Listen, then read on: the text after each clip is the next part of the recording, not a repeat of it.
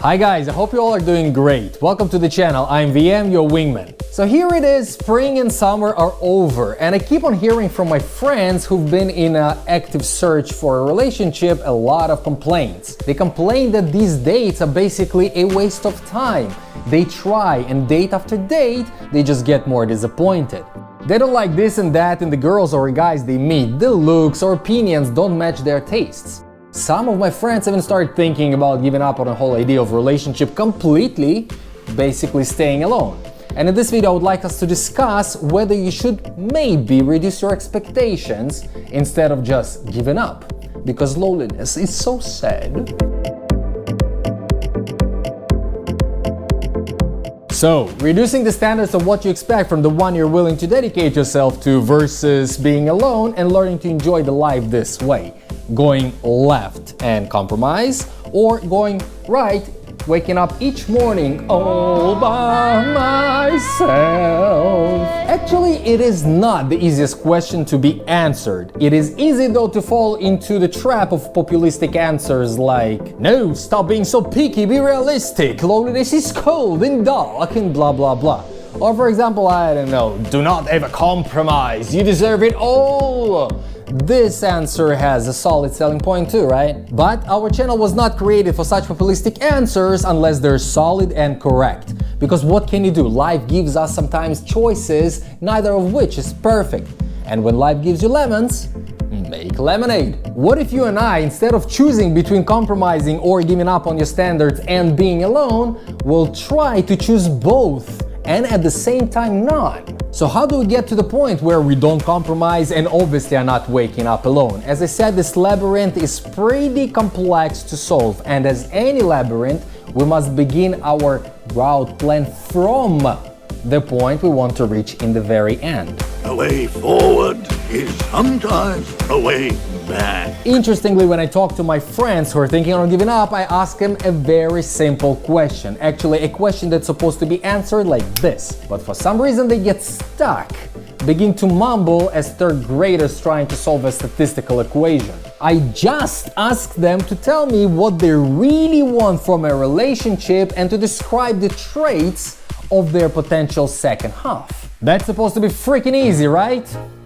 But of course, how can you even identify the one who will make you happy if you do not know what you want and how you want it? By that I mean, of course, before you start wasting your energy and time on looking for a significant other, you must think and evaluate what you really want from a relationship. It is very common that we trap ourselves into having a vague image of a relationship that we think we want. This vague image may be a result of a collection of some biased and unsustained wishes for something we only assume will make us happy.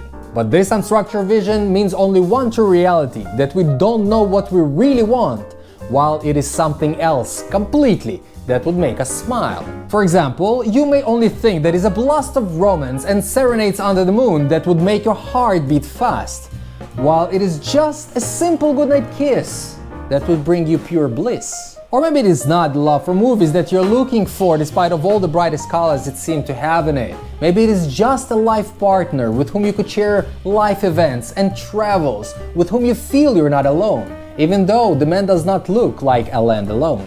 So it is not until you sit down with yourself and put it on a piece of paper what composes a relationship with another person that would make that bond with him or her the one that would make you satisfied. List the things and characterize the relationship you seek. You must define the goals it must follow. What are the activities, interests, and values that must be shared? Now, it is of extreme importance that you ain't just vomiting all of it without structure. You must prioritize the list. And don't be so afraid to take the aspects without real essence and eliminate. As if create two buckets. In one you put the core characteristics of a relationship that you will never give up on. For example, things like loyalty, stability, mutual respect, and maybe some simpler stuff like he or she must like traveling. In the second bucket you put nice to have traits. Traits that if not found, it is not a deal breaker. I would give my girlfriend as an example because my girlfriend definitely doesn't prefer blonde guys and she does love romantic ones. And guess whom she got stuck with. And if you knew my girlfriend, you would know she's not one of those who compromise. But she is a wise ass who defined for herself what matters most, even if those things come in blonde and without a red rose. With define and describe relationship on paper, next thing we should do is talk about you. Him or her will touch a little later. I always say that before you point fingers and expect something from others, you should first look at yourself. There is much to be discovered. Look and test what do you have to give in a relationship you have described. Evaluate the level of your contribution, what parts of it you cover and what parts of it require help from your potential beloved partner. Mark the places in which you are self-sufficient, self-sustained, and those places which your loneliness make faint. Because only after stripping your heart's wishes from the shadows of uncertainty and your eyes set on the real goals and needs with full and honest clarity, you'll be ready to define with what, how, and why your future second half should successfully comply. And when you get there, you will never be compromising ever again. Like this video and subscribe to the channel. This was VM. See ya.